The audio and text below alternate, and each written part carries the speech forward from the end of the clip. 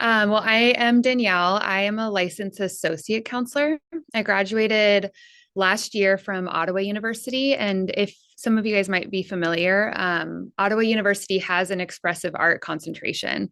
And so within my internship, about 6 months of my internship, I was able to do hours and get clinical supervision specifically for expressive arts. So when I graduated, I was certified in expressive arts, although I'm still right now in my LAC working on becoming a registered expressive arts therapist. So that requires more clinical hours and more supervision, kind of similar to any other modality that has a lot of specialty. The unique thing about art is that it is really accessible to everyone. And so there's different realms or scaffolding for it. So I'm excited that we can talk about it because I think as therapists, you can incorporate art at any point. And there's different levels of specialty and different levels of training that offer you more for clients. And I can answer more questions on that too. Um, I think what I almost want to kind of start with is kind of sharing the overview of what expressive arts is. So I think a lot of times when people hear about expressive arts, they really focus on the visual arts, which is a large part of it, I would say. Drawing, painting, clay, those are going to be really easy, accessible modalities to go to.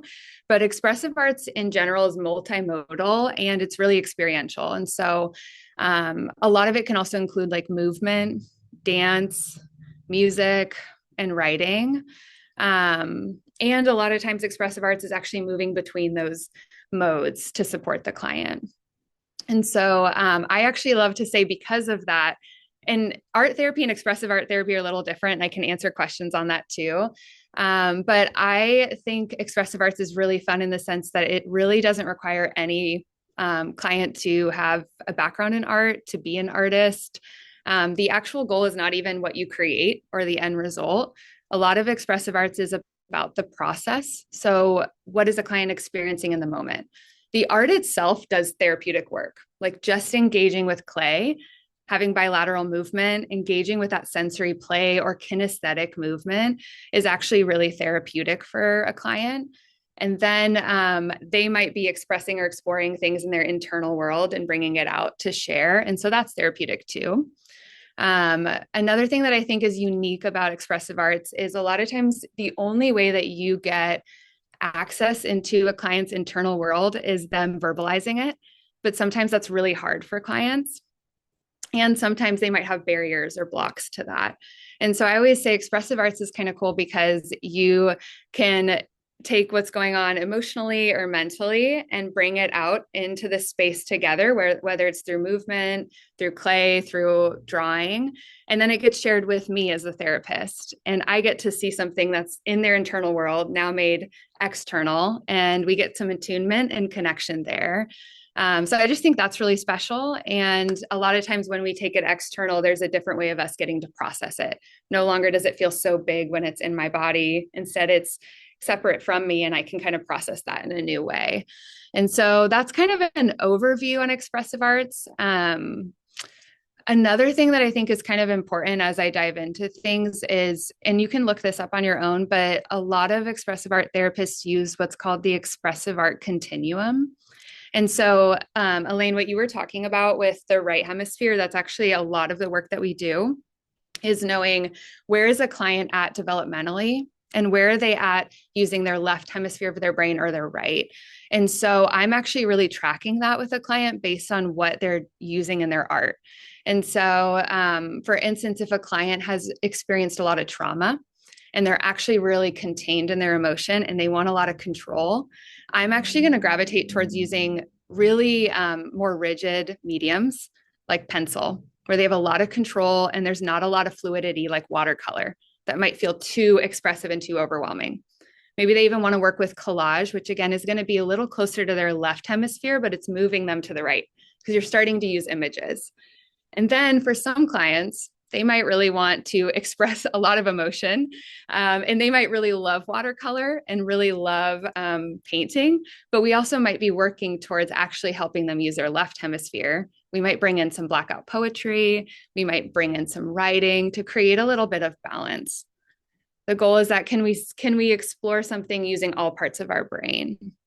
And can we use it developmentally, which is our 2 to 4 years old? Can we explore senses, kinesthetic movement, and can we move up to some more forming images, emotional language, up to symbolic images and creative thinking? And so my goal is that they're using all parts of their brain. And that might be a little bit of an overwhelming overview, but that's like a lot of background in expressive arts. That's really what we're doing. But again, I think art is accessible on so many levels. So I give that overview because if it makes you curious and makes you excited, there are ways to learn more about expressive arts and about getting even just simple training or going through the whole process.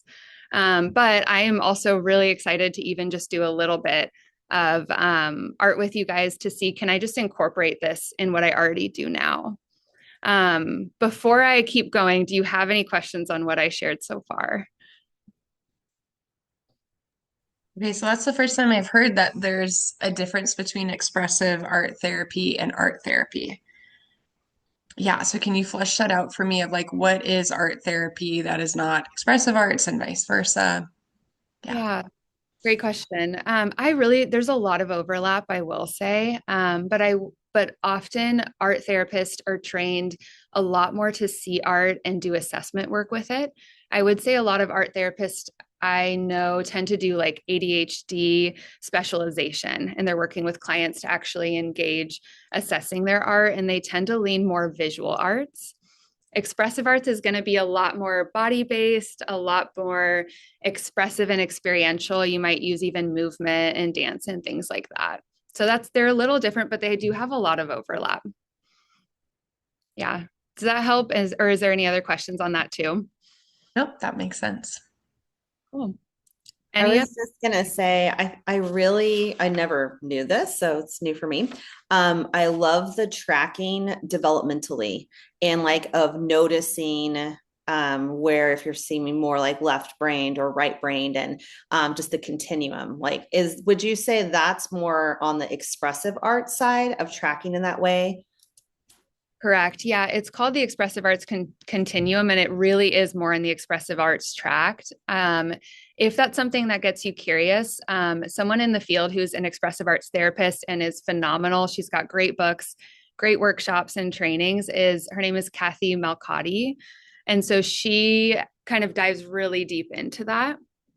She kind of dives into that developmental access too, knowing that art in general kind of bypasses your conscious sometimes, or even that verbal language. And so sometimes you're tapping into some conscious work or even pre-verbal, which is images and color. And so it's really great for trauma work, but also can be kind of intense. And so that's where some of that training can be really helpful too.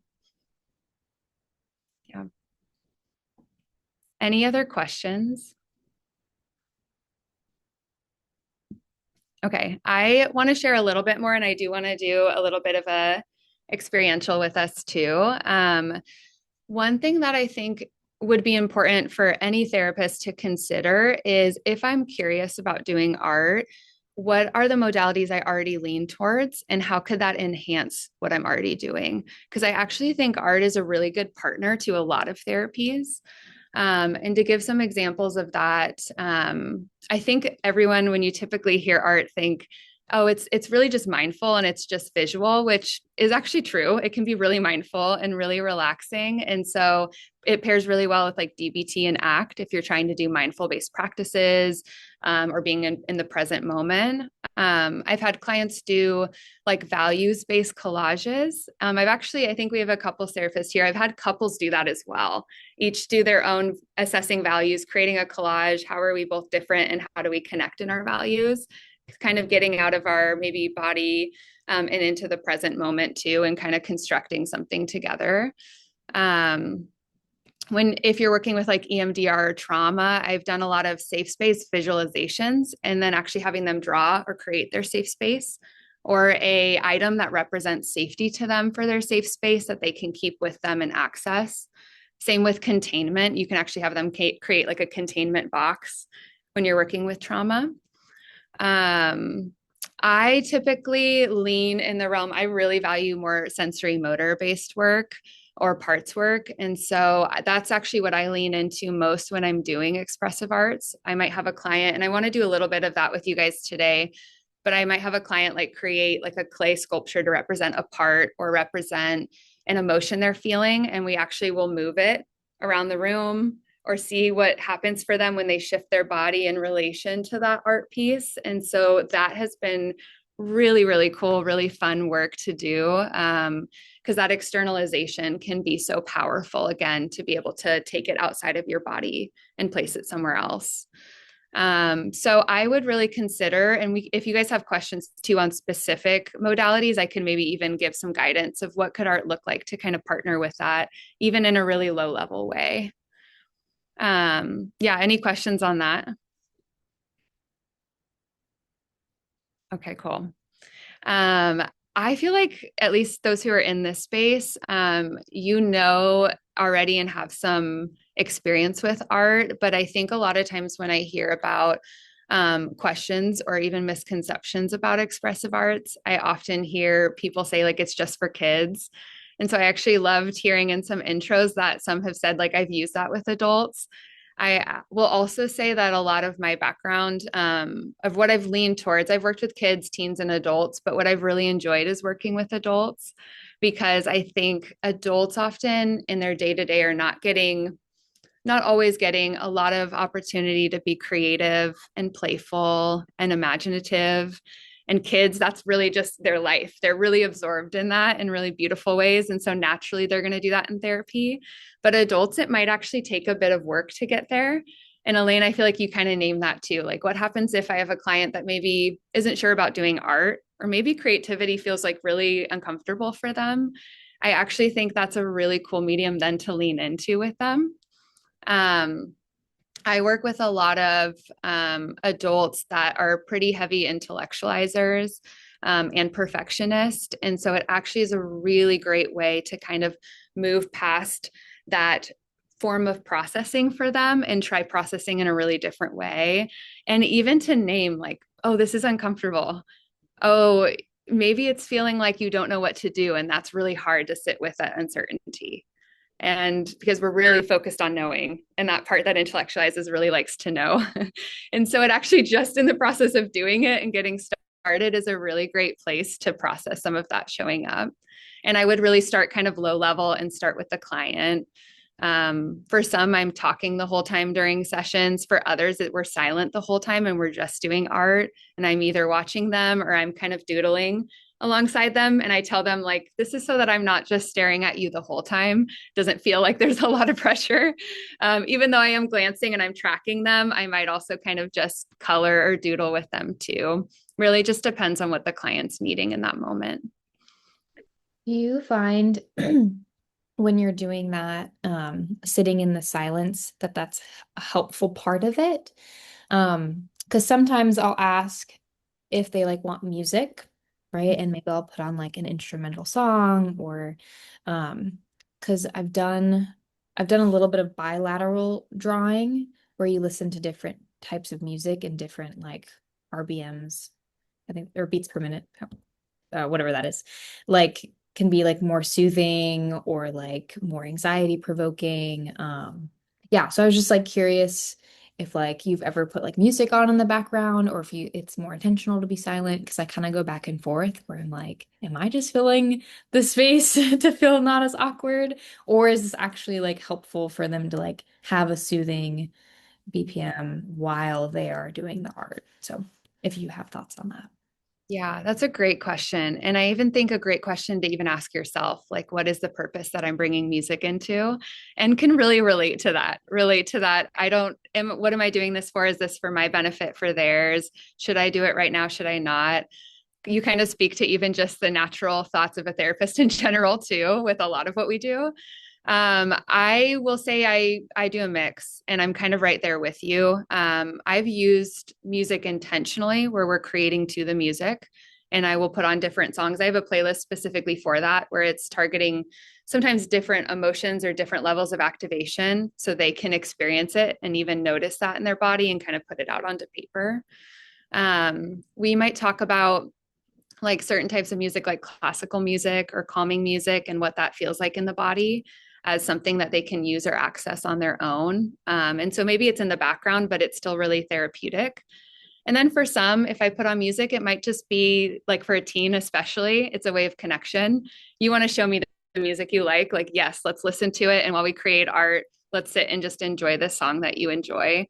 I will say the only time I may not bring music in is if it's someone that might have a trauma background that I'm worried it might feel too intense for them and too activating, especially if the music has words or a certain level of intensity. Or if the client's getting comfortable just being with themselves and being with silence and the vulnerability of that with me, and that I can create safety around just being together as we are, that's when I might lean into more of that silence. Yeah, great question. Any other questions on that? I was just going to comment. First of all, I love this. So thank you.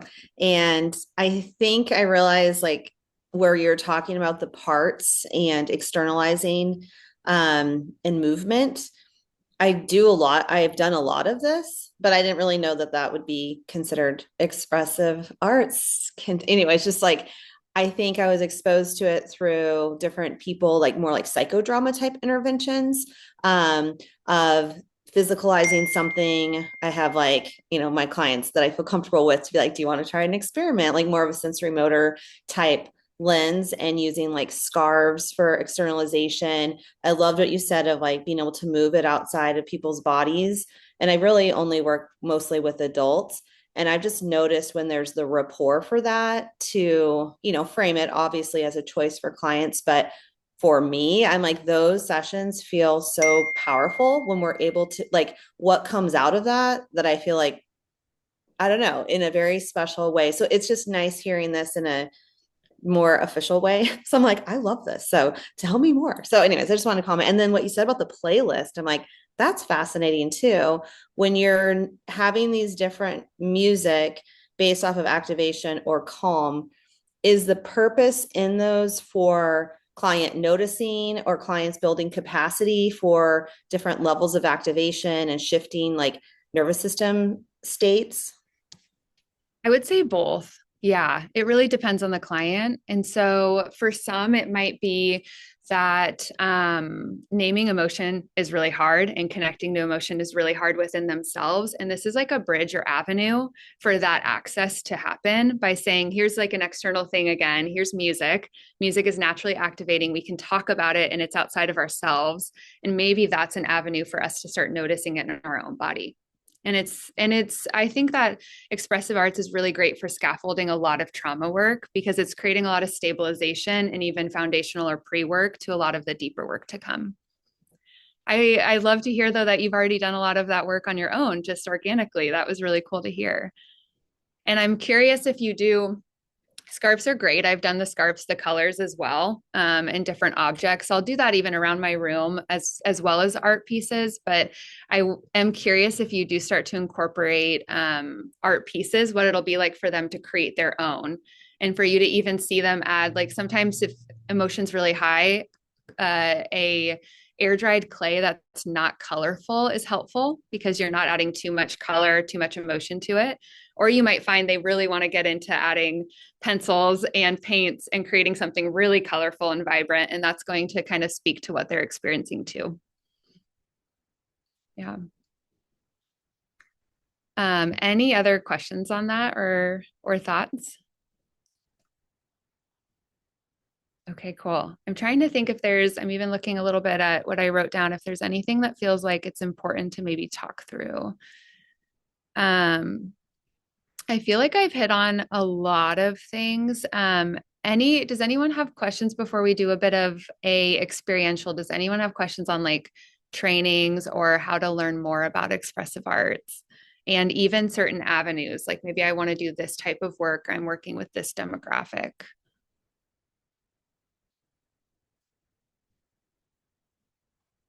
I feel like I'm talking a lot, but I would love to hear about local, or if there's local trainings or consultation groups of people practicing or just exposure. So I know for me, I'm just very drawn toward that experiential work.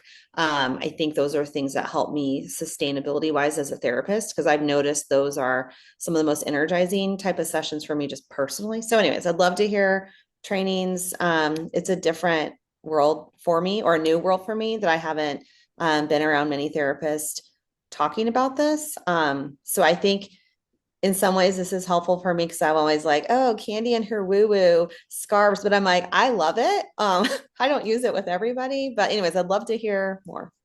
Yeah. Um, I will say there's not a lot of in-person trainings. It's not, it's still growing a lot. And so I say that because I think in-person trainings would be so cool. And I wish I had something to share, but my hope is that there is more to come as it gets more known. There's a lot of online trainings, again, through Kathy Malcotti.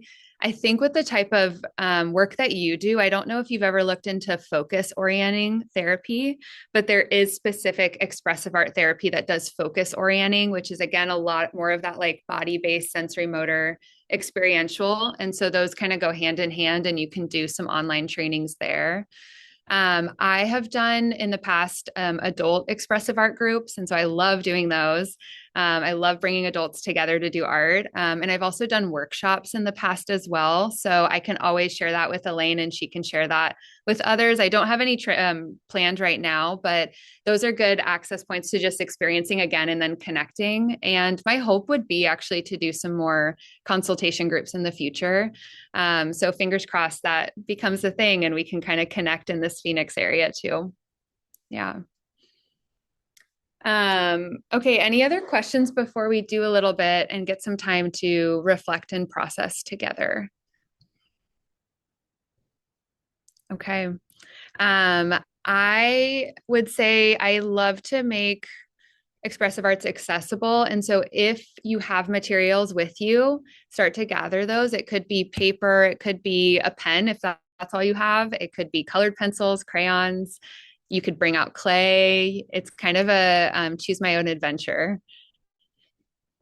So grab those, kind of get comfortable in the space you're in, and then I'll check in to see when we're ready to kind of jump into that.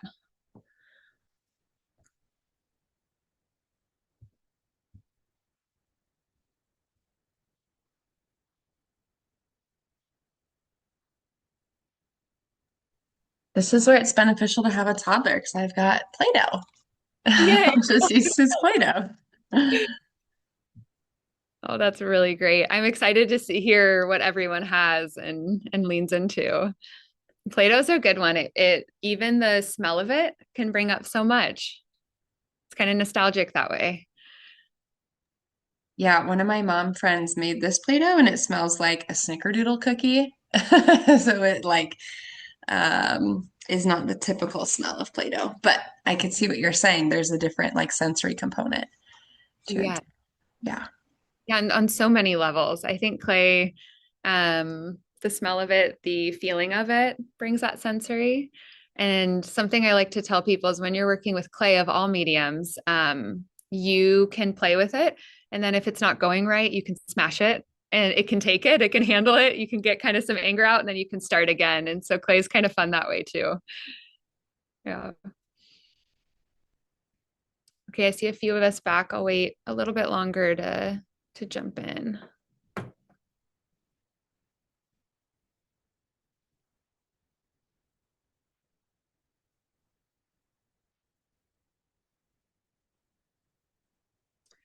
Okay.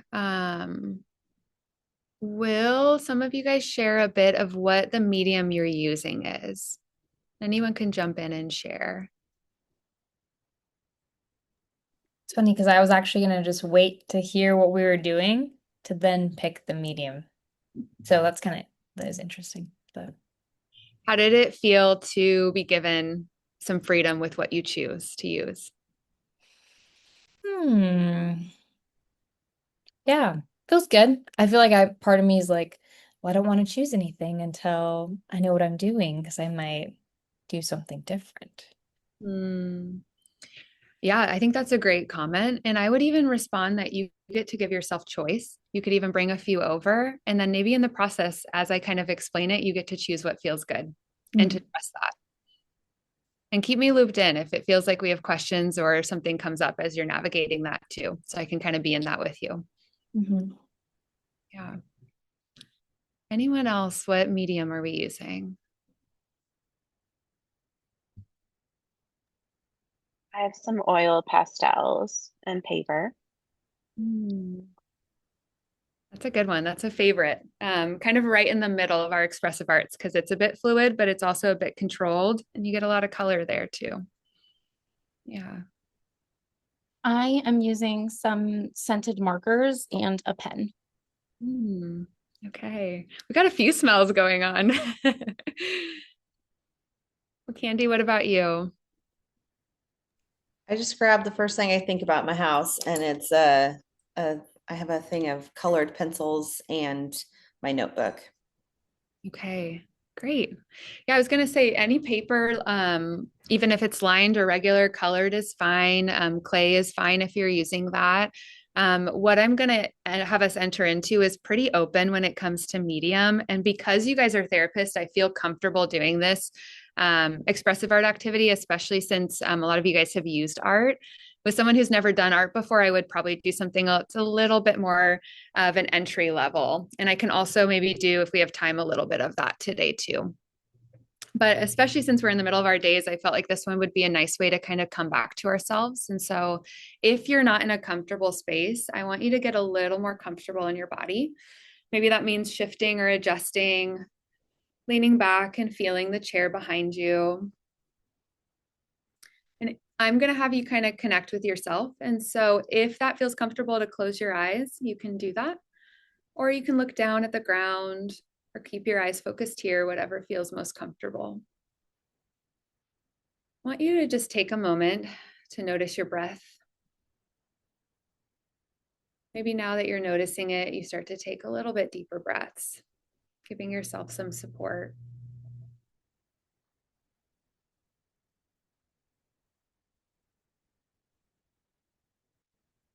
And I want you to take a moment to notice what feels most present to you right now. It might be thoughts that are showing up, maybe some body sensations or some emotions. Really tune into that.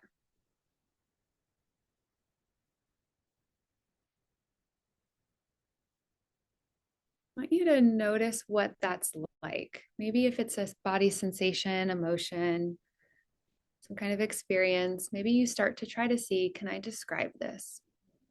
Is it warm or cool? Soft or hard? Light or heavy?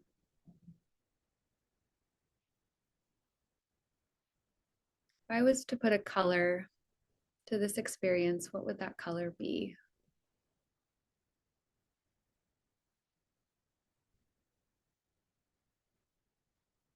If this had a shape, what would that look like?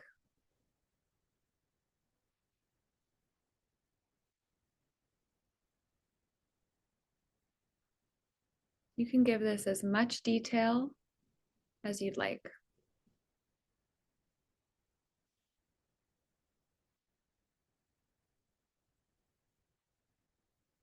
When you feel ready, at your own pace, you can come back to the medium that you have in front of you. And I want you to see if you can put that into form. And that can look different for everyone. Maybe you draw a shape that represents that sensation or experience. Maybe it's an image. Maybe you're molding it into a design. Maybe it's a word.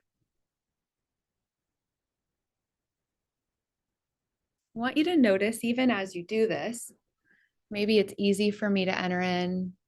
Maybe a part of me feels hesitant or unsure. There's no right or wrong way to do this. We're noticing what shows up.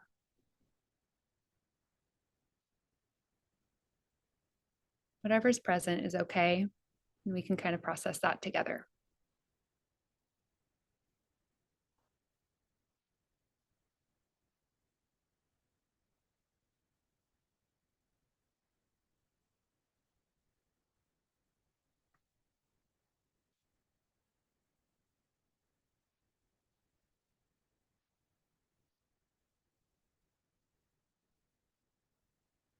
Notice what it's like in your body as you're creating this. If anything shifts or changes, intensifies or dulls.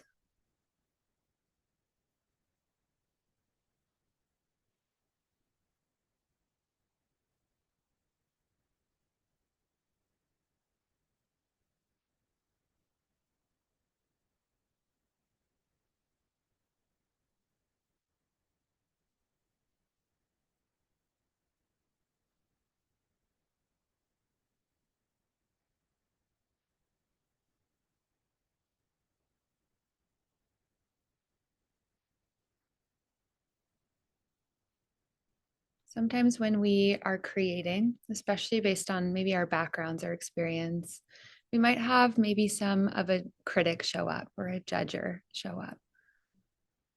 And I want to remind us in this moment, we're not doing this for it to look any certain way. We're just playing, we're just creating, we're just connecting with ourselves.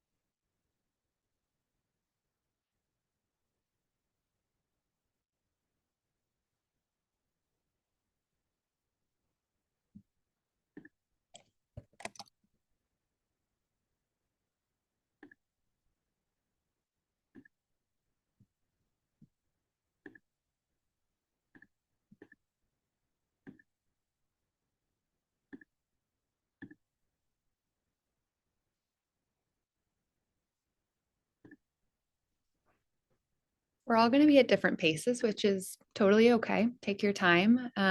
If anyone feels like their creation is complete, feels right as it is, or we're just ready to kind of pause with that, that's totally okay.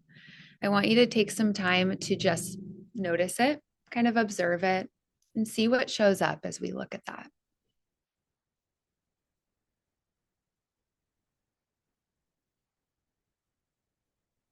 You might even notice that you want to move your art piece closer to you or further away. And I encourage you to lean into what feels right. Maybe you adjust it to the exact spot that feels good to you.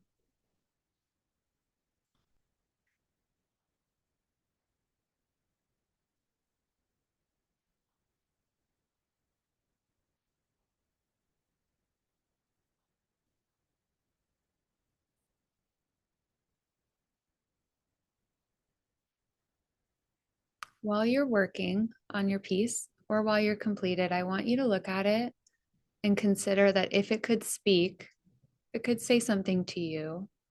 What might it say? That might sound like a little bit of a funky question. Something might come up or maybe nothing, and that's okay. But I want you to give it a chance to see if it has something to say to you.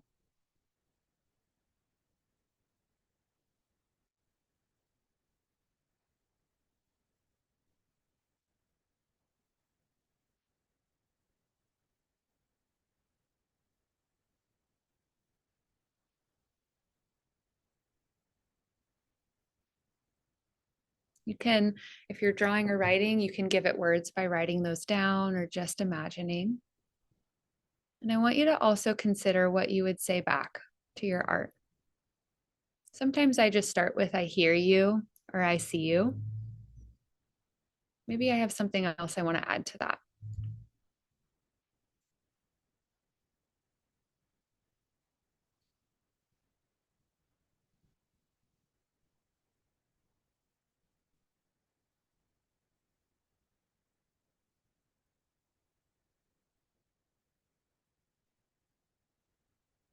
In a couple more minutes, we'll come back to kind of connecting together and get a chance to kind of share.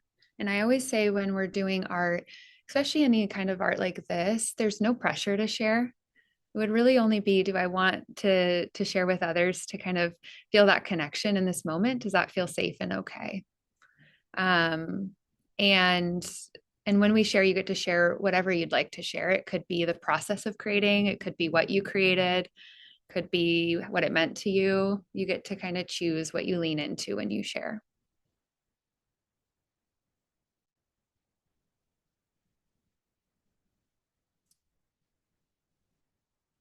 Take a little bit longer with this piece of you, this piece we got to take a moment to be with.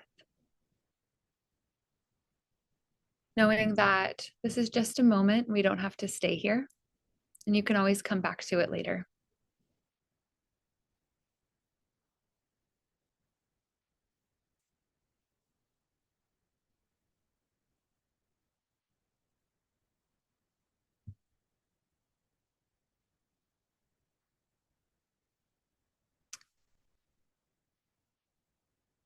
So, as we're wrapping up, if anyone would like to start us off and share a little bit about what that was like for them or what they created, feel welcome to share.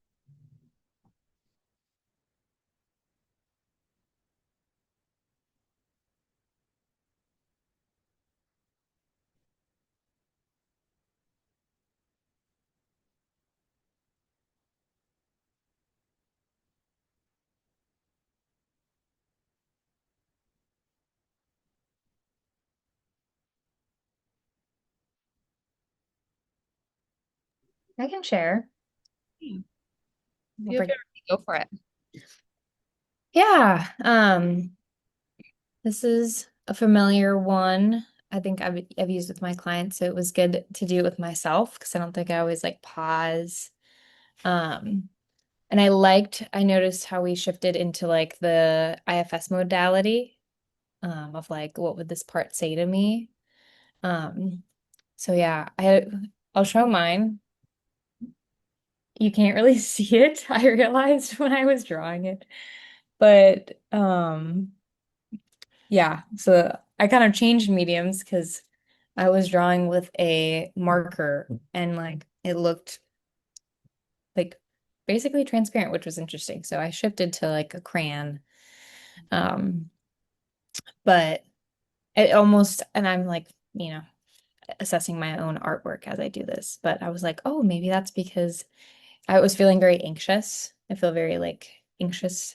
Um, and almost like, oh, I pretend it's not there, which was funny. Like the color I chose was like, oh, it's so light, like people won't notice it. But internally, I'm like feeling this like buzzy sensation. Um, so yeah, and it was kind of funny because part of it was asking like, why won't you help me? Why won't you stop? Because I know what's creating the anxiety. And part of it is usually on my lunch breaks, I do all my like to-do list.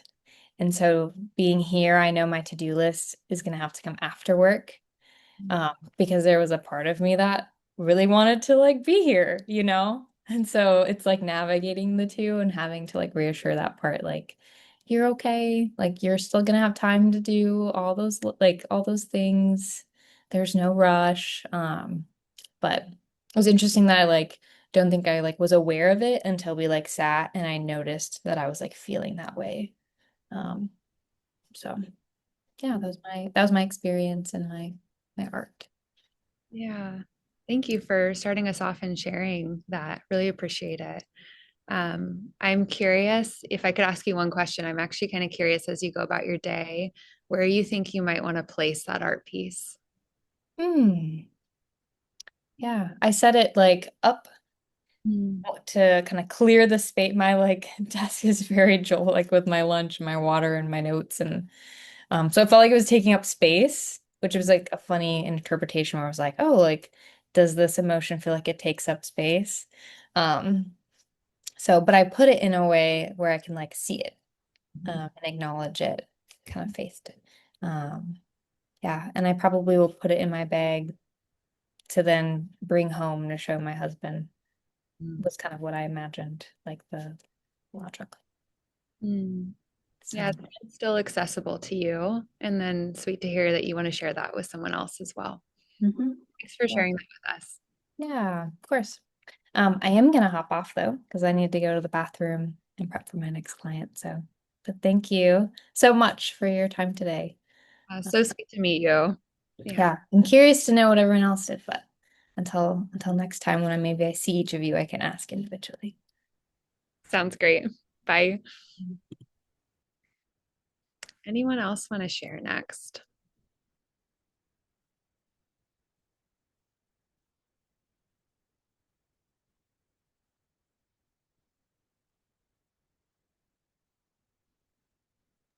I can share. Um, the first thing that mine's like on two different pages, but the first thing that came to my mind, or that I was noticing in my body, was visualizing just like, I don't know if my face was smiling, but I just felt like a smile inside, whether I don't know if I was smiling, but so I was noting that, which then just felt like a sense of warmth.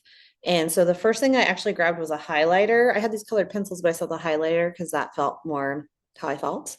And so I just drew a sun, like the rays are going everywhere, different sizes. And then in the center, I just wrote gratitude because that was like the emotion that I was feeling. And then I wrote down, well, this is going to make me cry. My aunt came to mind for me who's passed away. And she was like a really big creative. And I was just thinking, oh, well, good to cry with therapists. I was just thinking, this was so much of how she lived her life. She wasn't a therapist, but she was a musician and a librarian and a teacher, and we did so much art together. And so I think early on as a therapist, I really had a hard time with things that felt really rigid to me, because that felt very much like, I don't know if I can do this. This doesn't, I don't know if this is me. Like the things that I thought, like, you should really like this. Like, I think every new therapist wants to know, like, what do I do? And so some of the modalities for me were like, I don't know if this fits. But anyway, so the sun, and then I wrote down my aunt's name, and then the word expansive. And then on the other page, it kind of continued on, and it was just, I don't even know what it is, but it was shapes and then things coming outside of it, different colors and vegetation. And the phrasing on it was just outside of the box, embrace, lean in. And then like what I would say to this part was just thank you. So it had a lot to do for me just as like self with the therapist, but really kind of like the humanity piece. I think what spoke to me the most in my journey is just like, I want to be a human first. And that's how I want to show up is human. And I think that I do my best work when I'm being connected to my own creativity and giving myself, like this last journey several years has been just about permission giving to myself to find my own therapeutic style and not worry if it doesn't look like somebody else's. And so even building my business has brought a sense of expansiveness to me, even though I'm like, okay, yeah, we got a lot of work to do. I actually love it. So I think, I don't know, thank you for this. It just brought a sense of gratitude for me, even though I have no idea all the unknowns, but I like kind of love that. So that's mine. Yeah. Thank you for sharing that piece of us with us, that piece of you and your story. And I was watching you guys, of course, right? Because I wasn't doing the art. And I could see you lean back and I did see you smile and I could see this relaxed posture, but also like a bit of energy. And so it was sweet to hear you put words to that as well. I get excited to hear a little bit more about what that might mean for you to keep leaning into those practices, that creativity. Yeah. I want to be mindful of time. Elaine, do you typically end these like right at one, a little bit early? I know some might have sessions afterwards. Yeah, maybe just a few minutes before. Yeah. Mhm. I'm curious if there's any more comments about maybe the process for you, comments about what I mentioned, or even questions you guys might have before we close out together today.